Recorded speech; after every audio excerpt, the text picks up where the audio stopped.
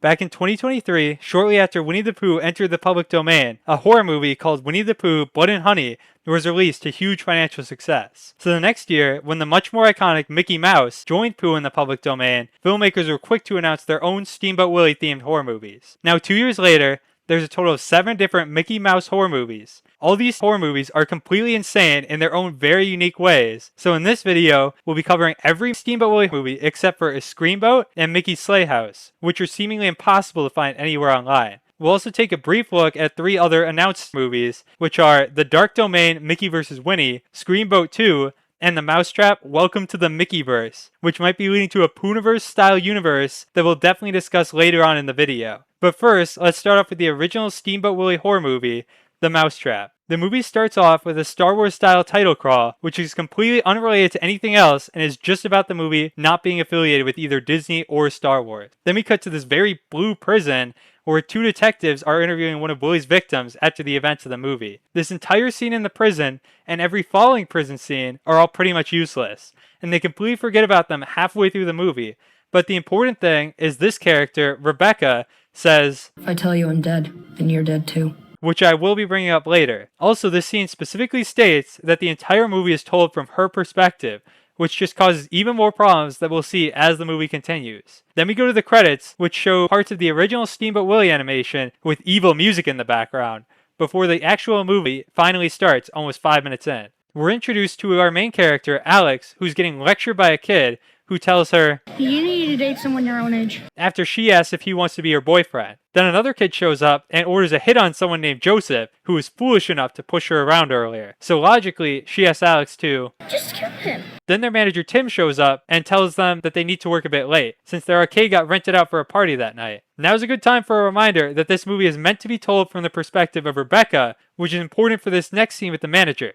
It takes place in this strange Steamboat Willie room that Tim has in the back of the arcade, where he's watching the original animation before he starts hearing weird laughing sounds. Then a Mickey Mouse mask starts talking to him, and he ends up putting it on before the scene ends. There's literally no way for anyone other than Tim to know what happened, so the fact that Rebecca is apparently telling this story to the cops makes no sense unless she's just writing fanfic here. Next, Jane ends up convincing Alex to let her leave early, with the promise that she'll come back later in the night to help her clean. While Alex is alone, she ends up getting a strange phone call where the caller doesn't say a word. But back at the police station, they specifically ask how Rebecca knows about the phone call, so they apparently just didn't care to ask how she knew about the whole Steamboat Willie room adventure with the manager earlier. The phone call isn't even relevant to the rest of the movie, since immediately after getting off the phone, Alex hears someone whistling the Steamboat Willie theme from the fire exit, and after investigating the noise, she runs into Tim in the Mickey mask as he's in the middle of chaining the doors shut before she runs away.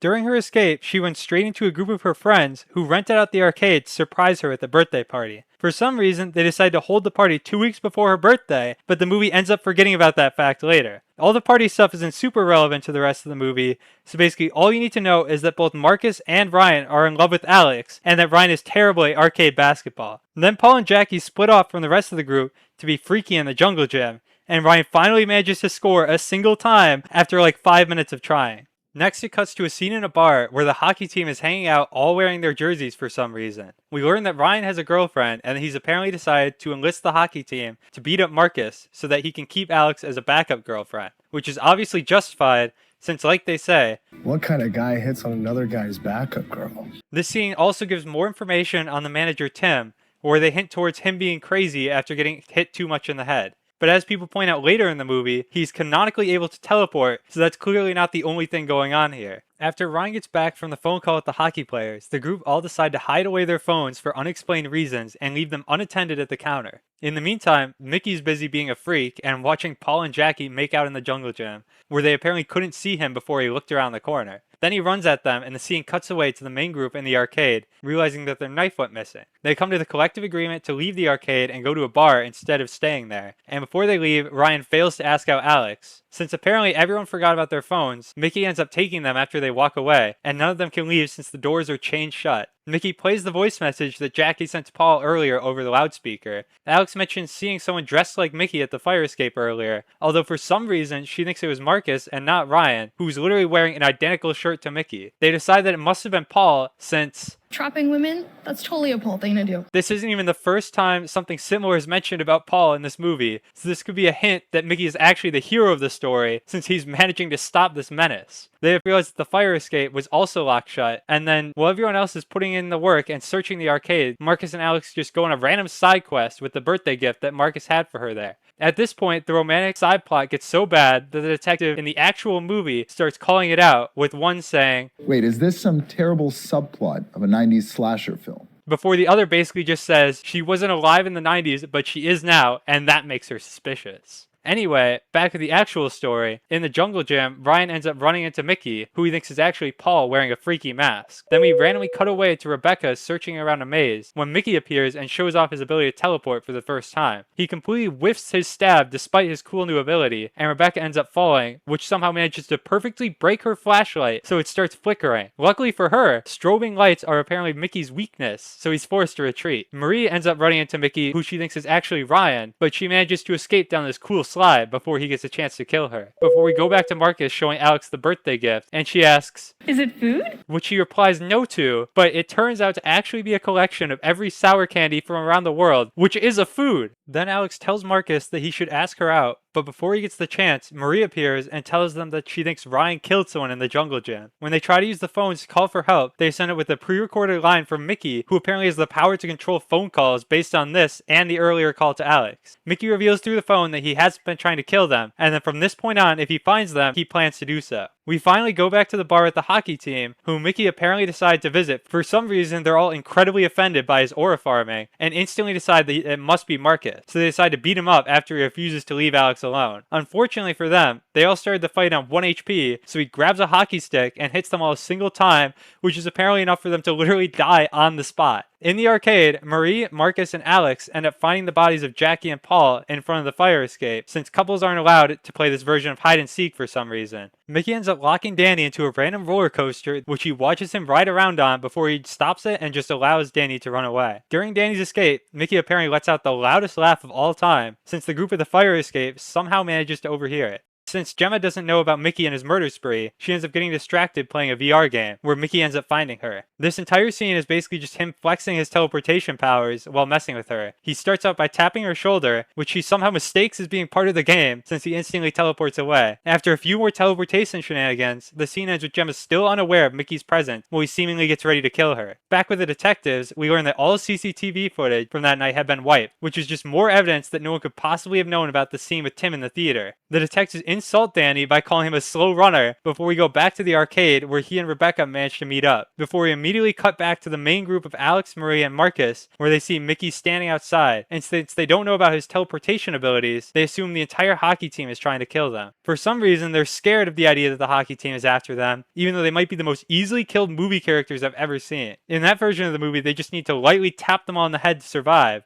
Anyway, Mickey apparently has control over the building's loudspeaker too, since he's able to talk to them through it even though they're all watching him stand outside. The main group comes up with a plan to set off the fire alarm, which will get them help from the fire department while they warn everyone to barricade themselves on the roof. In the meantime, Mickey decides to go find Danny and Rebecca in the maze, and he starts aura farming on them until they're forced to run away. For some reason, Gemma shows up near Alex, completely unaware that they were in danger, even though they literally just announced to everyone that Ryan was running around killing people. This obviously ends up with her getting killed by Mickey appearing behind her, which makes Alex drop her flashlight, which causes it to flicker just long enough for Mickey to be forced to teleport away. This scene will be extremely important later, since the entire climax of the movie is based on Mickey not being able to teleport while being hit by a flickering light.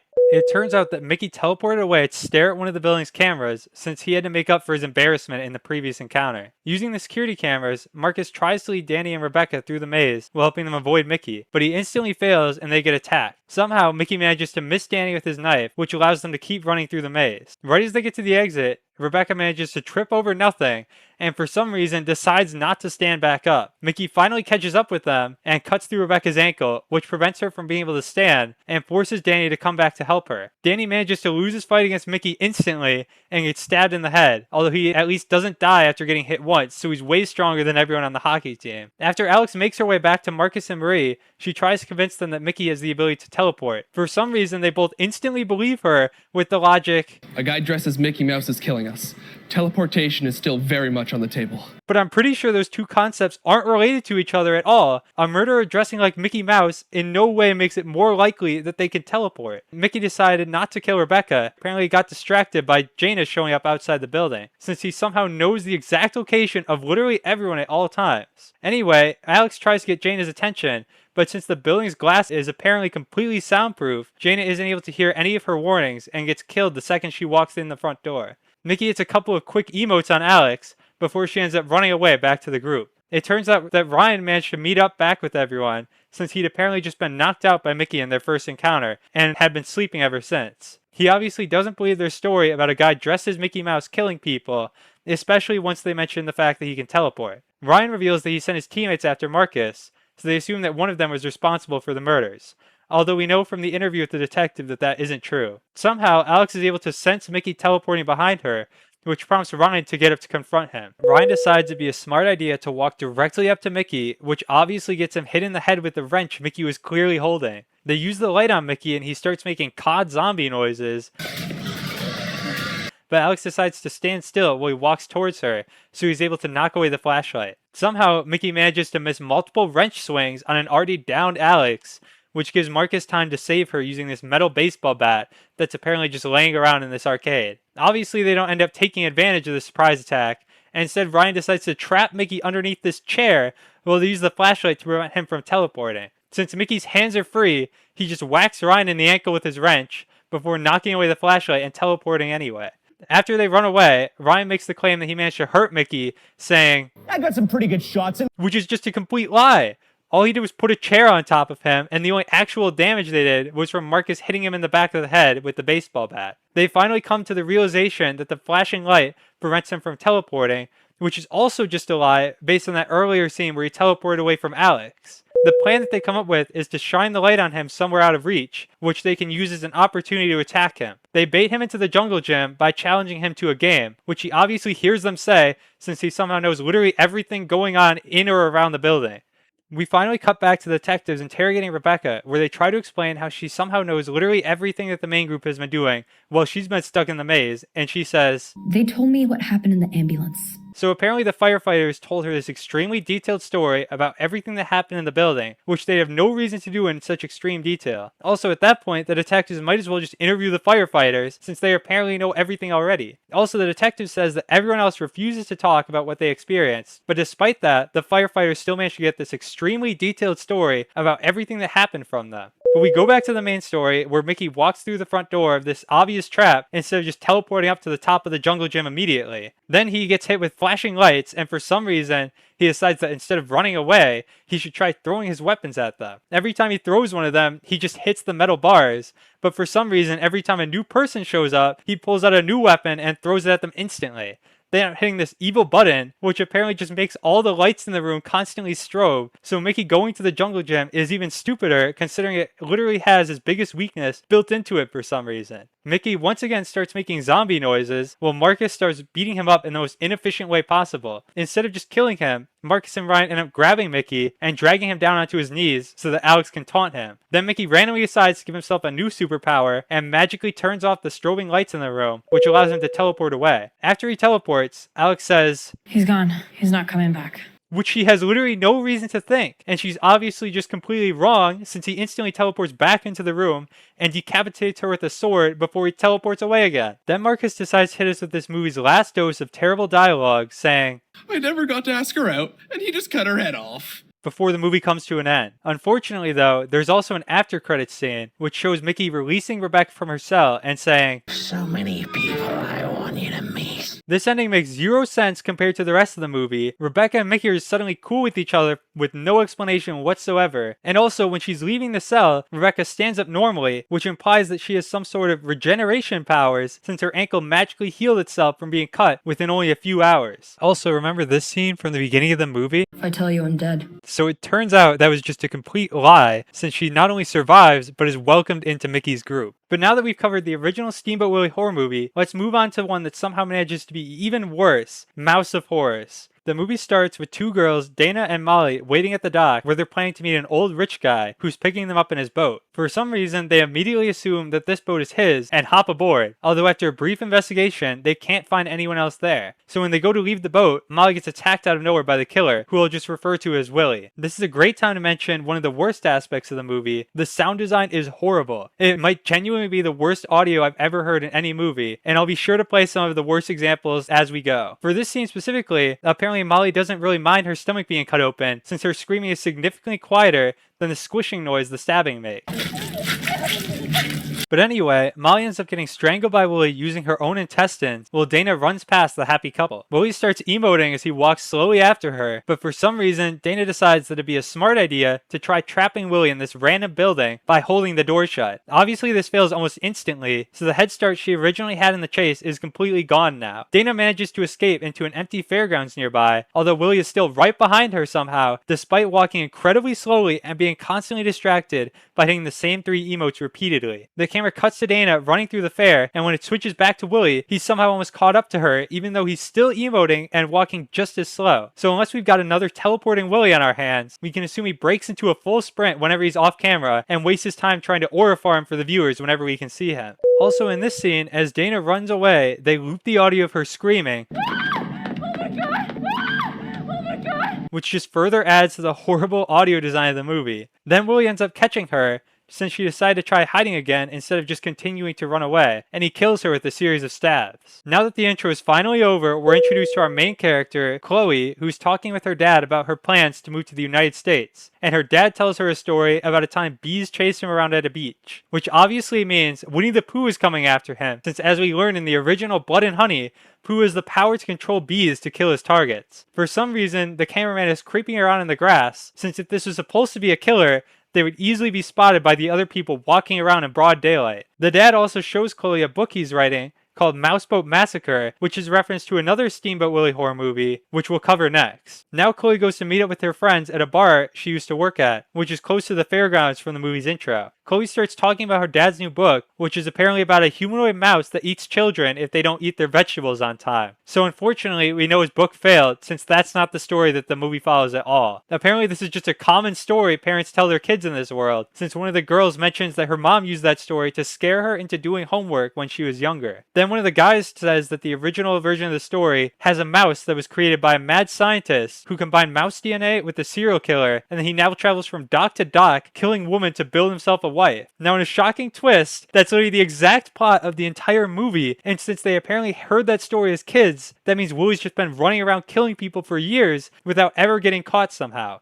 Also, the entire time they're having this discussion, the scene keeps randomly cutting away to Mickey killing some random guy in broad daylight, so he's clearly not very discreet with his murders. And while getting killed, the guy manages to rip off the mouse's mask. In this scene, they very deliberately go out of their way to avoid showing Mickey's face, which you'd think would be a setup for later in the movie, but it's never mentioned again. So this entire scene is here for literally no reason, especially when we know that Mickey's entire goal is to build himself a wife, which this won't even help him do. But anyway, they finally decide to leave the restaurant and sneak into the fair after it closes that night. Now we get introduced to the second killer in the movie, who's wearing a Winnie the Pooh mask, which looks identical to the mask from Winnie the Pooh, Blood and Honey. Pooh is busy sawing at a leg, while multiple girls in a cage scream next to him. According to the mad scientist, the last woman Mickey killed had feet that were too small to be used for the bride, and the doctor also points out that murdering the guy in the previous scene was completely pointless. Apparently the reason they've been failing to make a wife for years is because Pooh always grabs the wrong body parts, and Willie somehow damages them too much. So they basically spent killing tons of people for years with almost no success. The doctor sends Pooh and Willie out to compete over who can bring back the best body parts, and also randomly predicts that they're all going to die soon. I don't think we're going to be in this sport for much longer.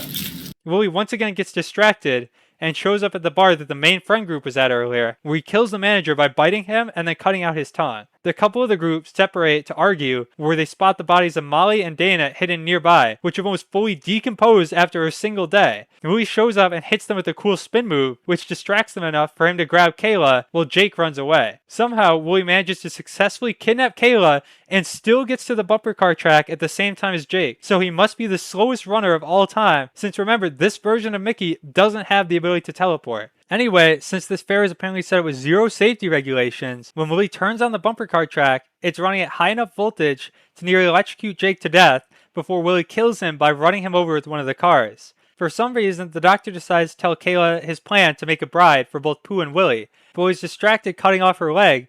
She manages to get an arm free and knock him out, which forces Pooh to retaliate with his cartoon-sized mallet. Both hits in this scene are accompanied by some extremely impactful sound effects. So you can really tell that these are truly devastating hits. Back at the fairgrounds, one of the girls ends up splitting off from the main group, which obviously gets her found by Willie instantly, and she gets chased into a nearby building. As she hides behind one of the rides, Willie's about to find her when she is saved by a random unexplained noise from the other side of the building. Then for some reason she gets in the ride and Willie ends up turning it on, while she puts absolutely zero effort into hiding whatsoever and just sits straight up with her arms over the back and everything. Obviously, this gets her spotted almost immediately, and she just continues to sit in the same position while Willie runs directly at her and cuts her arm off, before he starts whacking her with it repeatedly and leaving. We see 3 of the other girls talking outside, and even though Mickey is clearly behind Meg here, they take a good 20 seconds to give her any warning about the evil murderer, so she is killed instantly and emoted on. Then there's a random scene of Willie boogieing down in the bathroom for a while, before he just leaves without doing anything. Charlie somehow also found out about Willie's murder spree, since he goes to warn another character that Meg got killed, even though he's completely absent from the scene where that happened. Now there's an important bit of dialogue here. Big fucking thing, the mouse with ears. According to this, Willie is meant to be a mutated mouse creature in universe, so why was the random guy he killed earlier able to pull off his mask, since you'd think that'd be a part of him if he's actually meant to be a giant humanoid mouse creature. Now moving on from that, Charlie ends up calling for help before they get interrupted by Willie coming in the room with them, which forces them both to run away. Charlie accidentally falls in a pool while he's trying to escape, and he almost immediately drowns. When he sinks, he was behind this cloud of black water, which could mean one of two things. Either he can't swim and is extremely dirty, or this is an evil pool that drowns you if you fall in it. Then we tune into this random radio broadcast where they explain that the police are looking for Dana and Molly, who they know were attacked the night before on the pier, which means they knew there was an evil murderer guy running around the night before attacking people, but didn't bother telling anyone about it until the next day. In the meantime, Willie somehow managed to catch up with this girl, Brandy, and is chasing her through one of the fair's fun houses. This scene alone has the worst audio design I've ever heard in any movie. There's random footstep noises that they added in completely out of time with the characters. I'll play a short example here, but this goes on for pretty much this entire scene. They just play this exact audio loop whenever someone's walking in this room, but with slight variations to the speed, so it just doesn't match at any point. Anyway, Brandy gets caught and stabbed by Willie, who then decides it'd be fun to follow her down the slide, even though he just got it all dirty. After she manages to escape and find the other 2 surviving girls, she says, They killed one of them! They killed one of them! We got this fucking fair! Which makes no sense since none of them have seen Pooh before this point.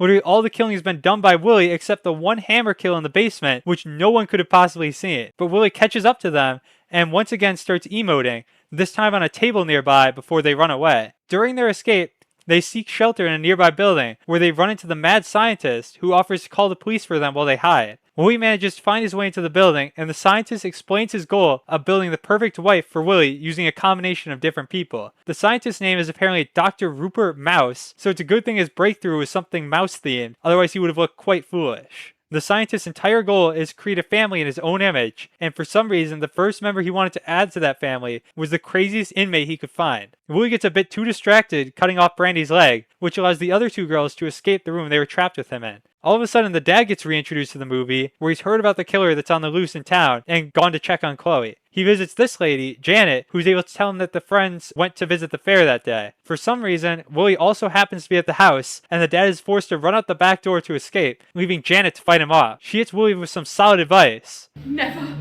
provoke a darts champion. Before throwing 2 darts at him that do absolutely nothing. Obviously, this is extremely unrealistic, since everyone knows how dangerous dart champions are in a fight. In real life, the movie ends right here with the dart champion instantly executing Willie without him being able to fight back in any way. Unfortunately for Janet, this isn't real life, so Willie's able to dodge any severe damage from either dart before throwing them back at her and killing her off screen. Willie then instantly catches up with the dad somehow, so we've obviously got another very slow runner on our hands here, especially since Willie is able to keep up with the dad by slowly walking behind him while emoting. Then out of nowhere, Willie appears behind the last 2 girls and ends up capturing Kim and dragging her off while Chloe runs away. Chloe and her dad manage to meet up with each other, but Chloe refuses to leave without rescuing Kim first. For some reason, the scientist reappears at this point and offers to let Kim go if Chloe gives herself up, even adding some extra benefit to the offer. We don't have to scalp you. Which obviously makes it a great deal for everyone involved. Somehow, Chloe and her dad manage to sneak directly into their main base of operations, where they come up with the brilliant idea of splitting up. Chloe manages to find the room that Kim and the scientists are in,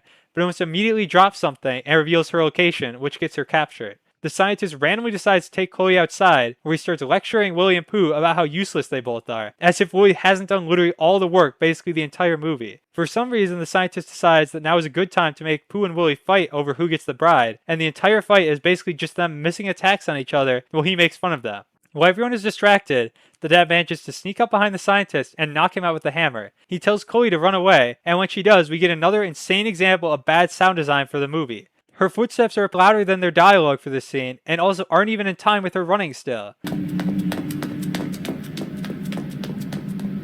Adding the footstep noises in was also completely unnecessary for the scene, since it would have made significantly more sense if we couldn't have heard them at all. Now we get another terrible fight scene of the dad versus Willie, where both of them are just walking in circles while swinging their weapon wildly once in a while, before Pooh saves us by knocking Willie away. He punches Willie like 5 times, which is apparently enough for him to consider the fight won, even though Willie doesn't seem hurt in any way. Now we cut to Chloe trying to sneak around the fair, but she's unfortunately still stuck with using loud stock audio for her footsteps, except for her last step, which is completely silent. The dad manages to find Kim, but before they can escape, he gets found by Willie and gets killed by a stab to the neck. Willie then tries to surprise attack Pooh, but gets easily beaten since Pooh is apparently significantly stronger. We get another terrible fight scene, complete with sword sound effects, and the same impact noise is repeated over and over.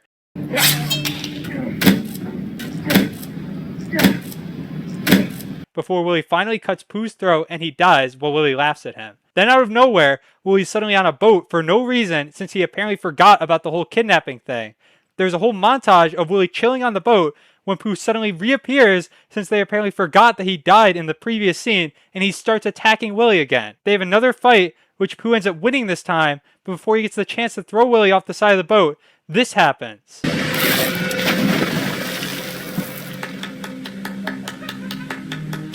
A shark appears out of absolutely nowhere and bites Pooh in half while they play the stock clapping sound effect that starts a full second before Willie even claps a single time. This is basically the climax of the movie, by the way, since the next scene, it's randomly daytime again back at the fair, where Chloe's apparently just been wandering aimlessly for hours at this point. Somehow, she manages to hide from Willie behind these chairs, since he's apparently gone blind since we last saw him, and when she does finally attack him, she somehow misses twice before saying, Say cheese. Which is clearly a voiceover they added after filming. Then once he grabs her, she says, Say cheese. Which is the exact same voiceover they literally just used 10 seconds ago. They really just gave up completely in the last 10 minutes of the movie. But anyway, she stabs him in the face, which obviously gets blood all over her, until it cuts back and she's suddenly completely clean. Then after Willie dies, she runs into the scientist who's holding her friend hostage, and also her face somehow got completely covered in blood again on her way there. Somehow the scientist manages to get his gun wrestled away by someone who's chained up, so Chloe manages to get a hold of it, and this is the effect that they use when the gun goes off, which is literally just a random PNG that shows up for a single frame. Anyway, now that all that's over, Chloe frees Kim, and they stumble to this nearly completed wife that the scientists have been working on, which they decide to destroy. There's a few things worth noting here. First of all, the speed up effect was not added by me. That's just something they decided to put in the movie. And second, the wife doesn't even fit with the story. The entire point of kidnapping Chloe was to get a head for the wife, which she clearly already has in this scene. The movie finally ends with some random after credits scene where the scientist apparently just survived getting shot in the head. So he's magically become immortal at this point, which is just great news. Now that we're through that mess, let's jump right back in with the next movie, Mouseboat Massacre. The movie begins with the cold open of 2 people taking a nice stroll down the beach, where they mention watching a haunted tape and the guy faints from blood loss. 2 of the girls inside the house begin searching through a pile of unlabeled VHS tapes, trying to find a specific haunted Steamboat Willie tape. Although before they manage to find it, Willie shows up on the beach and starts goofing off outside, killing Neil by cutting off his arm and head before showing off his prize to Lily after she goes back outside. Lily steps in the evil goo that makes you stuck in place, before randomly falling over directly into this giant mousetrap that's apparently just sitting in this random clearing in the woods. For some reason, back in the house, Sarah isn't even trying to survive, and instead she's just re-watching the evil tape the entire time Willie's killing everyone outside. Obviously, Willie sneaks up behind her while she's distracted before he kills her with a combination of a cheese grater to the face and a stab to the neck. Now we're introduced to our main family, where we learn every character's defining trope. Mimi is addicted to drugs, Nigel is a gooner, and Blair's a sugar baby for this random dude.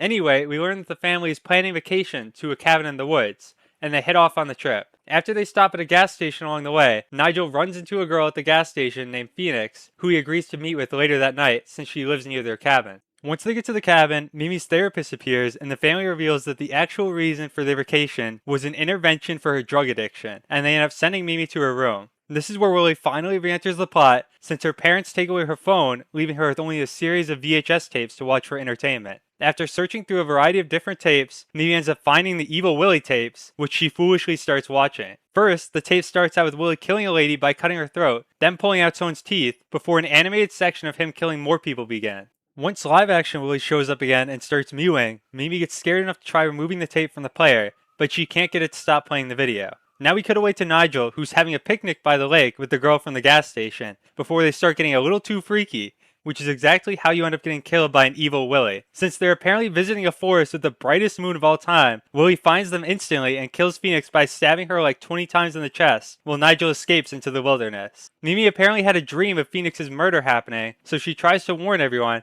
although they obviously don't believe her and assume it's a ploy for drugs. She pushes her mom, who somehow manages to get injured by this fall, onto cushions, which apparently gives her a concussion.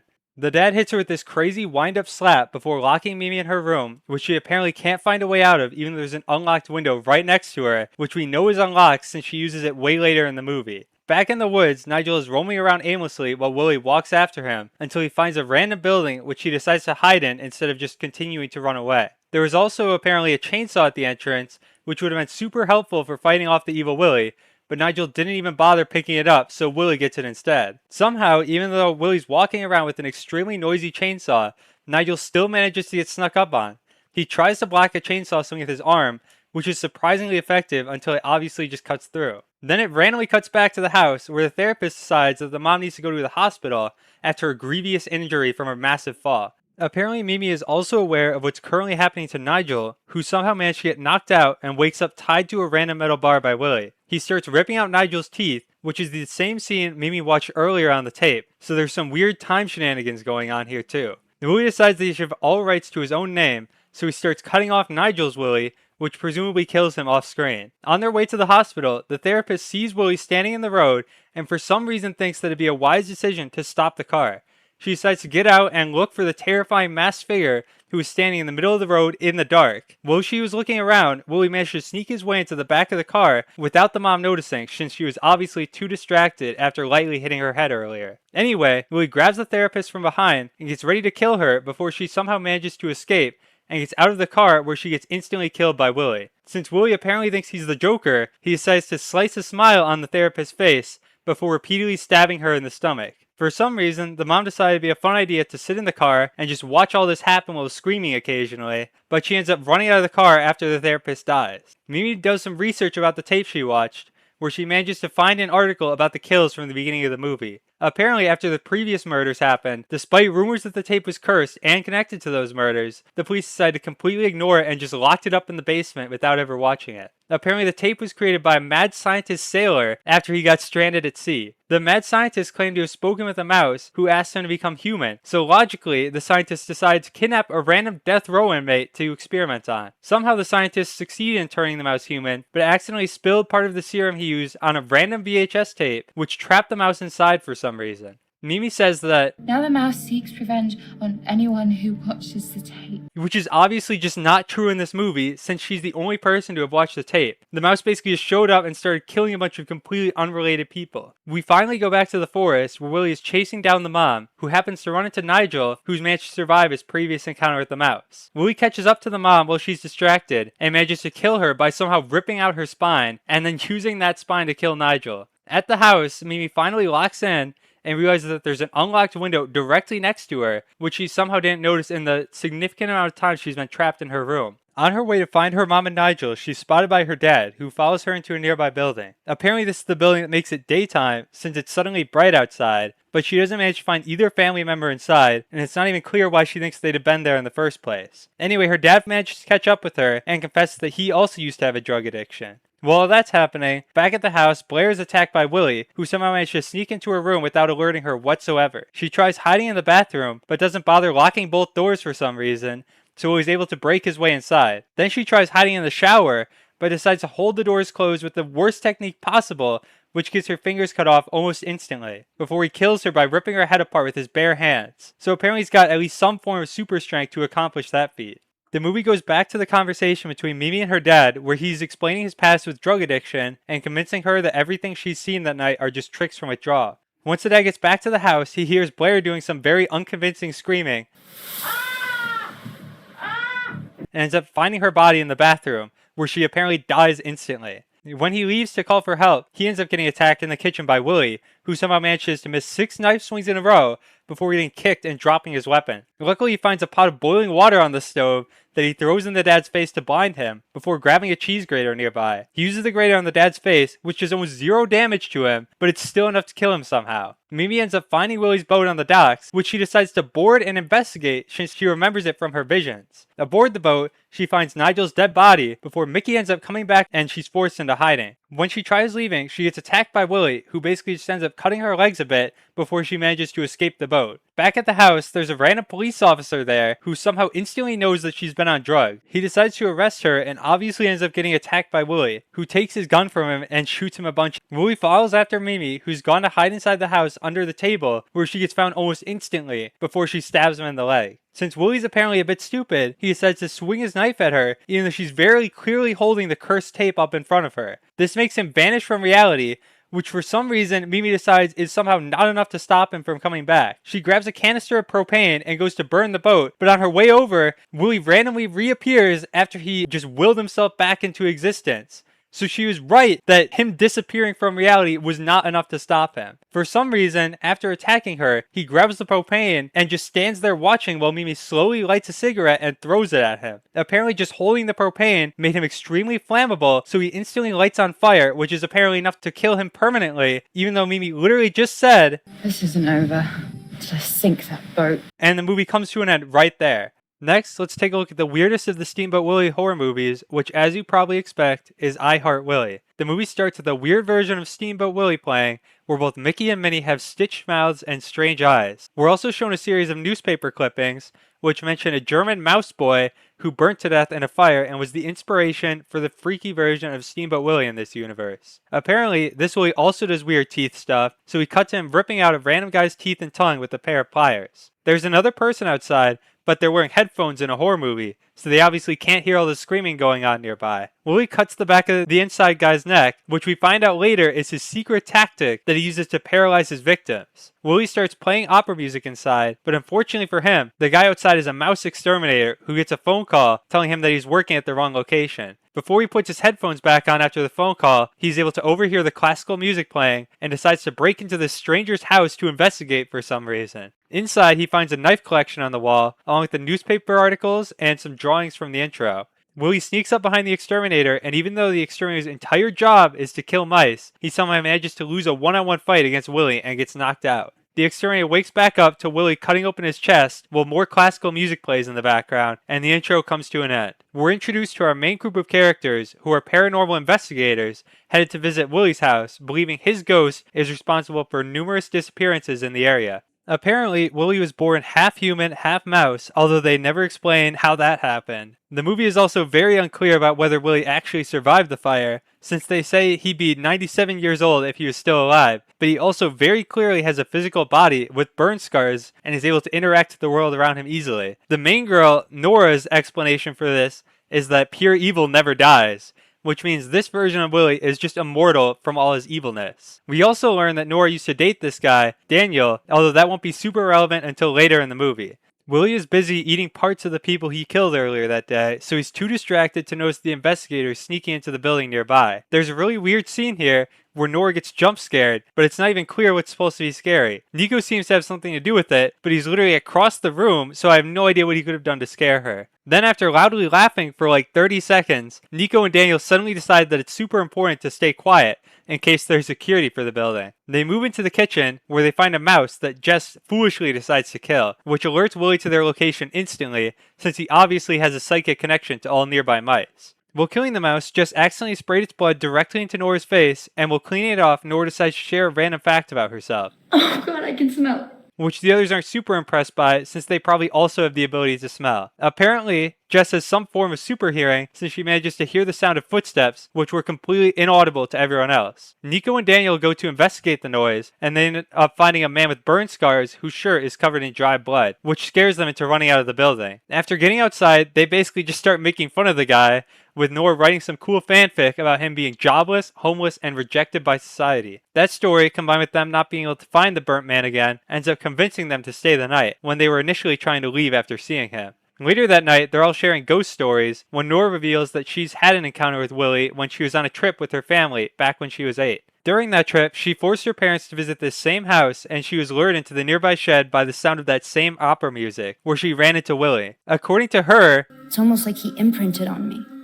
which is some Twilight level writing considering she was 8 while he was somewhere around 80. And Nora keeps digging a deeper hole for herself and talks about how much she'd like to date a murderer before she leaves to go to the bathroom in the woods. While in the woods, she hears a noise, which turns out to be Willie watching her from behind a tree, although she doesn't manage to find him. Instead, she ends up finding the exterminator's van from the intro abandoned in the woods, and the entire inside of the van is covered in blood. Nora once again repeats that, I told you. Pure evil exists outside of time. and since Willie doesn't age, she's apparently right somehow.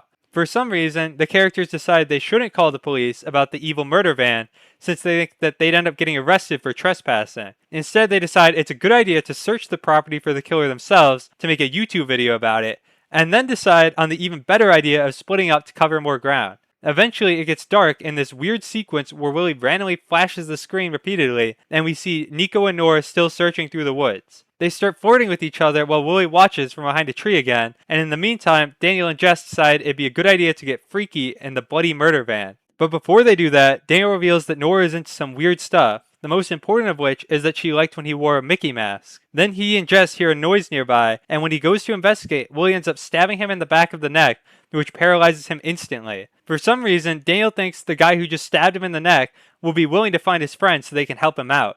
But instead, Willie just starts cutting pieces off him. After hearing him screaming, Jess decides to try hiding in the van instead of helping or running away, which obviously makes her the next easiest target for Willie. Somehow, within just a few seconds, Willie manages to scalp Daniel while also cutting off a big section of his arm. Then he walks away to Aura Farm since he managed to predict the exact moment that Jess would turn on the van's headlights, and forces her to leave the van by staring through the window. He eventually follows her into another section of the house where he finds her hiding in a stall before saying one of his only lines of the movie.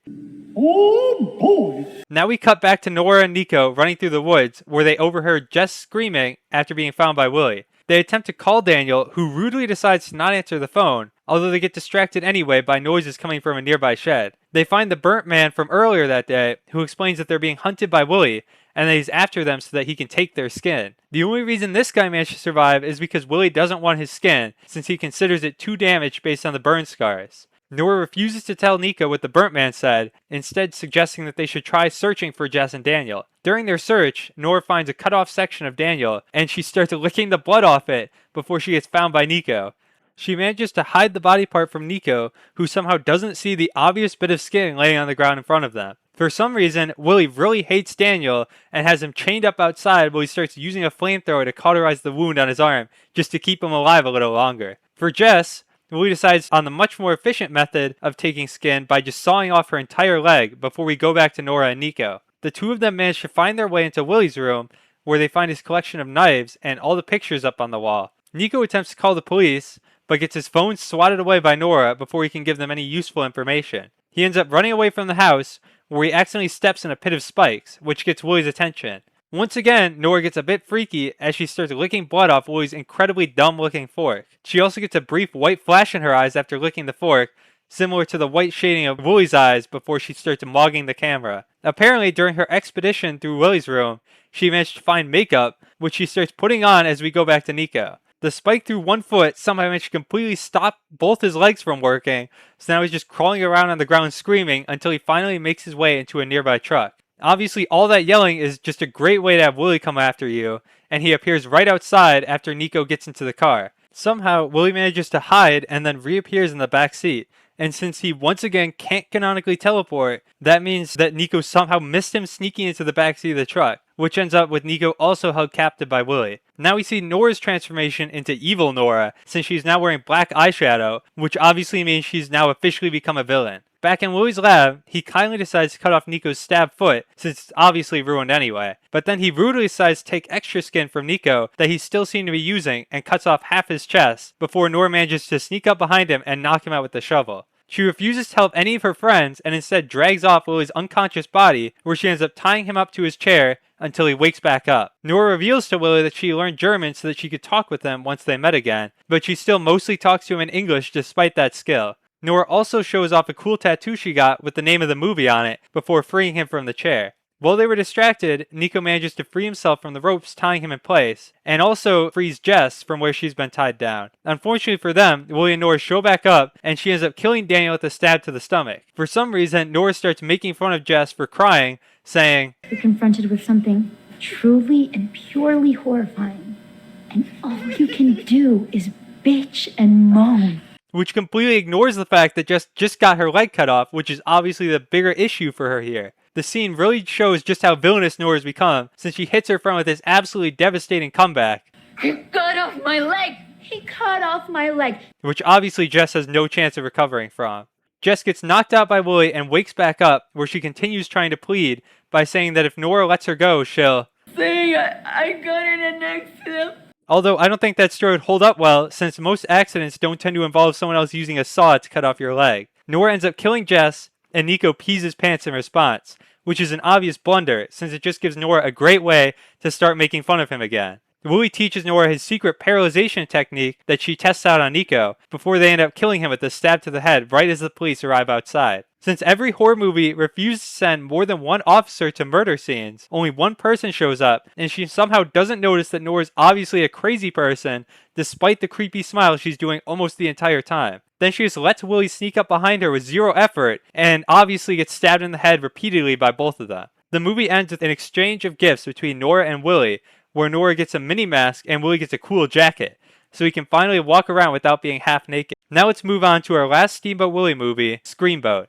The movie starts off on the Staten Island ferry, where two mechanics are making repairs to the ship when they suddenly hear the metal pipe falling sound effect. What was that? Which is obviously terrifying. They decide to steal a piece of the ferry, which leads to them opening this grate and frees Willie from his prison. Somehow, Willie manages to get out of the hole without either of them noticing, then whacks the girl in the face with a wrench, which neither person sees him do somehow. When they try to escape, Willie attacks the guy and bites off his nose while the girl runs away. After Willie starts chasing her, she loops back around but manages to step on the only obstacle in the room, tripping on the guy's nose and falling into Willie's hole, where he finds and presumably kills her off screen. Then we're introduced to our main character, Selena, who's running from a group of girls that are celebrating a birthday and trying to drag her along with them. Luckily, she manages to make a deal with Pete to get away temporarily as he sends them to different sections of the boat. The captain decides to depart early, despite foggy weather and an incoming storm, which is obviously a bad idea when your ship is infested by an evil mouse. During the start of the trip, this guy, dressed as the Statue of Liberty, wanders off on his own, which is already a terrible idea in a horror movie, but then he decides to seal his fate even further by doing drugs. This obviously gets Willie's attention, and he starts whistling "Take Me Out to the Ball Game" while hiding in the costume's head. The owner of the costume discovers Willie inside the mask, and after seeing this giant rat creature running around in his costume, he starts to run away. But for some reason, the guy immediately stops running after Willie starts whistling again, and instead decides it'd be a good idea to investigate the noise. This obviously gets him attacked, and Willie cuts his ankles before easily shoving an entire plastic torch through his head. So he basically confirmed that Willie's got some kind of super strength in this movie. Selena ends up needing to use the bathroom, but since the woman's bathroom is out of order, she ends up needing to use the men's instead. There's a random guy in there farting really loud, which is pretty cool, and she ends up getting her sketchbook returned to her by this EMT lady named Amber. Apparently, she somehow managed to drop this gigantic sketchbook. Then as she leaves, we see that Willie was there too in a nearby stall, dismantling someone's body, where he leaves behind a leg on the ground. Somehow, Selena manages to get dragged back in with the birthday party gang, where they manage to find the worst photographer of all time to take pictures of them. Then there's a police officer aboard the ship who accidentally runs into Willie, where he finds that the emergency boats have been sabotaged. Willie gives the officer's foot and then hand a good whack, before dragging the guy across the back of the boat, where he somehow manages to balance himself while dangling the man off the edge. Unfortunately for Willie, his crimes are spotted by Selena, who he immediately falls in love with, complete with hearts in the shape of a heart, and even a pre-prepared body with the heart carved into it. Apparently, Willie managed to drag this grown man across the back of the boat while leaving behind no sign of struggle or blood, despite the whacks with the hammer he was dishing out earlier. Since there's no evidence that anything's gone wrong, they don't believe her story about a giant murderous mouse. This gives Willie the chance to come after the boat's captain next, which he does by easily sneaking up behind them, then cutting his head off with a wire while whistling some Pop Goes the Weasel. Willie starts turning the boat off course, which he obviously does while whistling his theme song, before we cut back to Selena, who's being examined by Amber, who explains her seeing Willie as being caused by, I think your blood sugar is a little bit low. which is exactly what she said to the only other person she's examined so far, so I'm beginning to doubt her qualifications here. The first mate, Tommy, ends up being the person to discover the captain's body, so everyone finally realizes that there really is a murderer aboard the ship. This also means Tommy gets an instant promotion to captain, where he immediately starts power tripping and orders Pete to have everyone move below deck. The boat instruments aren't working in the fog either, which means they're all stranded at sea until the storm passes through.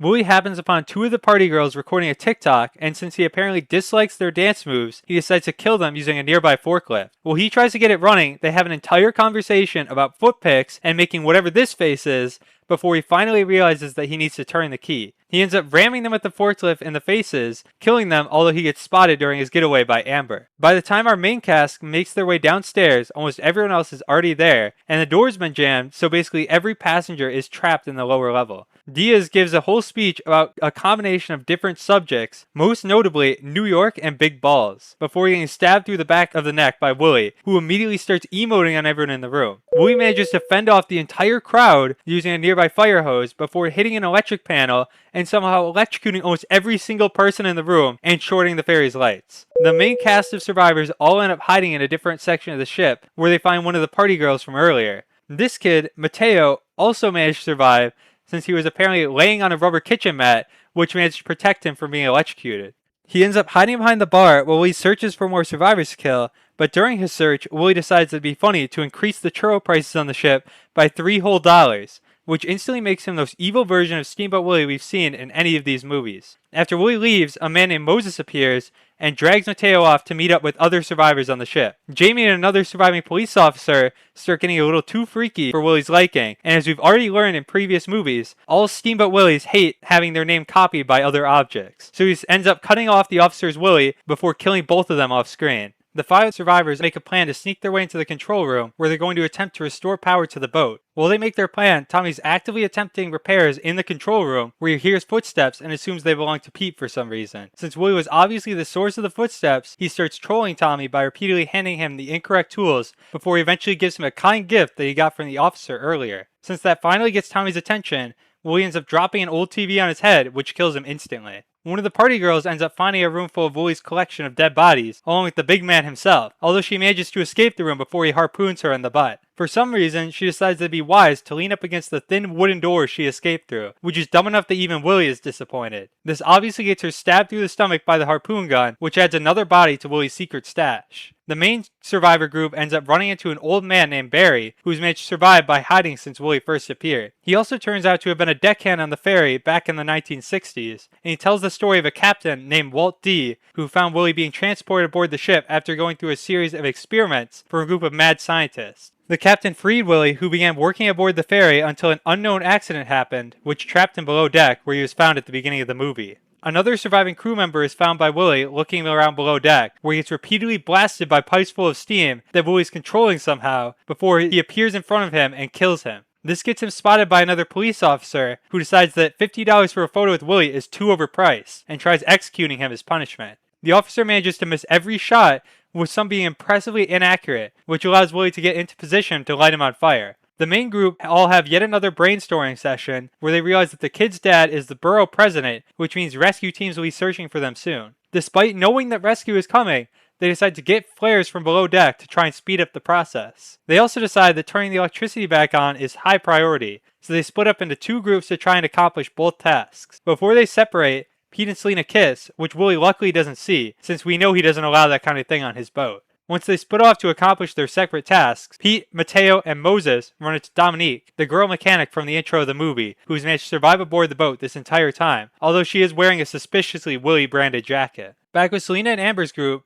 they run into Willie while he's busy eating the body of someone he killed. Eventually, Willie does realize there's other survivors in the room after they run underneath him towards the flares. Back with the other group, Dominique ends up attacking Moses with a wrench from behind before putting on this Willie-themed helmet a bit too tight. She reveals that Willie isn't the only mutant mouse creature, and that the reason they've decided to take control of the ship is to find and rescue the other mouse. In the meantime, Amber steps on a nail and screams, which gets Willie's attention as Selena manages to reach the flares container. Willie offers Selena a set of flowers made of a collection of human ears, although Amber ends up ruining the moment by stabbing him in the eye. In response, he decides to maul Amber, although he gets attacked from behind and interrupted by Selena. It also turns out that Dominique stole all the flares on the ship, which she foolishly decides to reveal to Pete and Moses before she starts attacking them with the wrench. Willie shows up behind her, where she reveals that she broke the engine, the transponder, and locked everyone below deck, all under Willie's orders. Willie randomly decides to betray Dominique, even though she's been following his orders the entire movie, and there's 2 people right there who are actively working against him. While Willie is attempting to kill her, Moses ends up using the flare gun to blow up the engine room, while Mateo and Pete escape to the upper levels of the ship. Willie, Dominique, and Moses are all caught directly in the explosion, and the lower levels of the ship flood almost instantly, although Willie somehow tanks the explosion entirely and manages to escape the flood almost instantly. Selena and Amber stumble into Mateo and Pete, although they can't reach each other since they're separated by a hatch covered with heavy debris. They manage to move the debris enough that Mateo is able to fit through the gap, although that leaves Pete stuck below while the room floods and Willie makes his way towards him. Willie's just swimming around in the room while Pete pokes at him with the metal rod, until Willie eventually starts hitting him with a series of biting attacks. For some reason, the movie treats this like a heroic sacrifice, with Selena saying, Don't throw your life away, not for the Staten Island ferry. Even though he doesn't have much of a choice, considering he's trapped in a room with an evil murderous Willie. Pete gets dragged under by Willie while Selena and Amber take Mateo to a different section of the ship. It continues to flood, and Amber runs into Willie coming up from the lower levels. For some reason, they're all surprised Willie's still alive, as if they didn't just watch him kill Pete. Mateo reveals that he kept the picture of Willie and Captain Wolf from their conversation with the old worker earlier, where they finally decide to unfold the rest of the picture and reveal that there was actually a female mouse next to him the entire time, which is something they could have done at literally any point since seeing the picture. This leads Selena to the insane plan of dressing herself up as Minnie, which she apparently thinks will trick Willie into giving her a chance to kill him. While she's setting up her cool cosplay, Willie ends up following Amber and Mateo up to the top of the ship, where he challenges Amber to a sword fight, where he uses a knife and she uses a piece of rebar. But despite her gigantic range advantage, Amber still manages to lose the fight. Luckily, Selena shows up on the roof, and somehow her disguise successfully tricks Willie, since he apparently doesn't notice the size difference between himself and Selena. Despite having the element of surprise, and Willie having his eyes closed, Selena fails to kill him with the swing of this giant mallet, which completely ruins her best chance to stop him. Even though Willie was slightly dazed afterwards, Selena attacks way too slowly, which gives him time to fully recover and run away. Instead of continuing to attack Willie, Selena decides to be a better use of her time to go scream at Amber's unconscious body, which allows Mateo to get thrown into the water by Willie. On her run towards the edge of the boat, Selena manages to trip at the worst possible time and ends up hanging over the side. Luckily for her though, that happens to be exactly what happened when Minnie went missing years ago, which inspires Willie to save her from going over, instead of just killing her. Even though Willie's actively on a rescue mission for his girlfriend, he continues flirting with this random girl and offers her a flower that he apparently had with him this entire time. Despite the fact that she was just rescued by him, Selena ends up immediately betraying him and stabs him in the back of the head with a pair of scissors. This finally ends up getting Willie off the boat, and we get this dumb line to explain how Amber is alive. Perks of being an EMT. Even though her being alive has literally nothing to do with her career as an EMT, since she immediately went to sleep after being stabbed, so she couldn't have done any first aid on herself. Obviously, for this line to make any sense, the only explanation is that in this universe, EMTs get special regeneration powers, which explains how that would have helped her survive. Even though we've been told the entire movie how dangerously cold the water is, Matei was chilling in there with no issue until they get rescued by the appearance of another boat. Matei was having such a good time in the water that he was even able to find Selena's sketchbook and bring it out with him, which gives her a chance to continue pursuing a career as an artist. Then we see that Willie also managed to survive his fall in the water, plus the little scissors to the back of the head thing, so clearly the cold wasn't that much of an issue.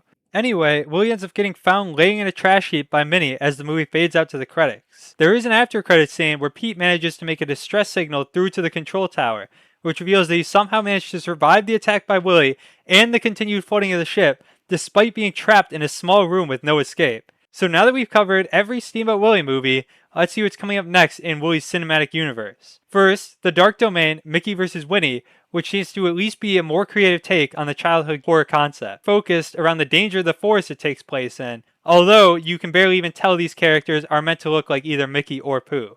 Then there's the sequels to both Screamboat and The Mousetrap, which have significantly less available information. Screamboat 2 will likely be similar to the first film, although it'll probably include a second killer since Minnie appeared at the end. But The Mousetrap, Into the Mickeyverse, from the information available, Mickey seems to be running around the city killing people while searching for Minnie, but I'm hoping they decide to add other characters to the Mickeyverse too. Pete is in the original Steamboat Willie animation, and he hasn't appeared in any of the Willie horror movies so far, so he'd definitely be a cool inclusion to the universe. Pluto could also be an interesting character, since he became public domain earlier this year. Also, if anyone can find either Mickey's Sleigh House or his Screamboat, let me know. I'd be very curious to take a look at both those movies too. But anyway, that's all I've got for this one. If you enjoyed the video, make sure to leave a like and subscribe, and I'll see you guys next time. Bye bye!